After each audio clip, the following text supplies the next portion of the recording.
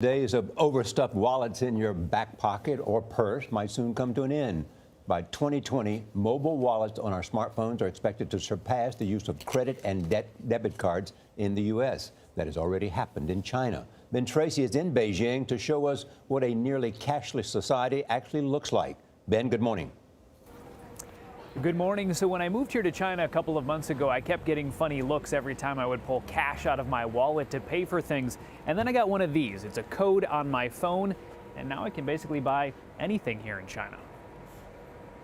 When you pay for something, how do you pay for it? Mobile phone.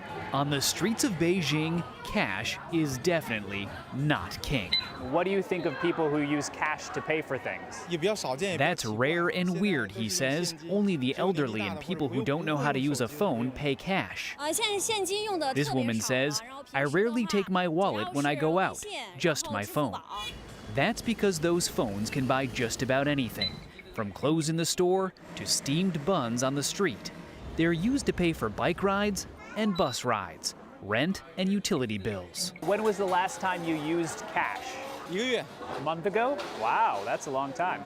WeChat and Alipay dominate China's mobile market, and payments on their platforms totaled more than $5.5 trillion last year, a 200% jump from the year before, and nearly 50 times more than the value of mobile payments in the U.S.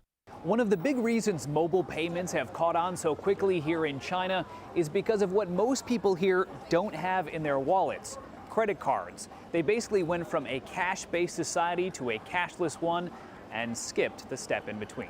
China has leapfrogged the U.S. into going to a cashless society. Andy Mock is an economist in Beijing. He says China's cashless revolution has happened in just 3 years, largely thanks to these things called QR codes. You simply scan them with your phone to pay. Nearly every business and person has one.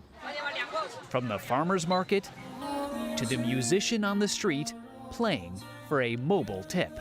You can give a homeless person money with your phone. You would never see that in the U.S. All you have to do is scan that code to transfer money. And it really is ubiquitous in China, from the largest cities, the fanciest hotels, to the most humble street-side shacks will all use QR codes.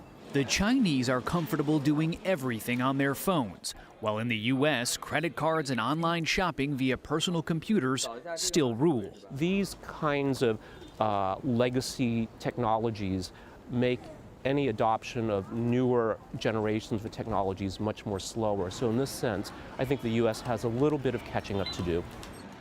A recent survey found that 40% of Chinese people carry less than $15 on them, but they would never dream of leaving home without this.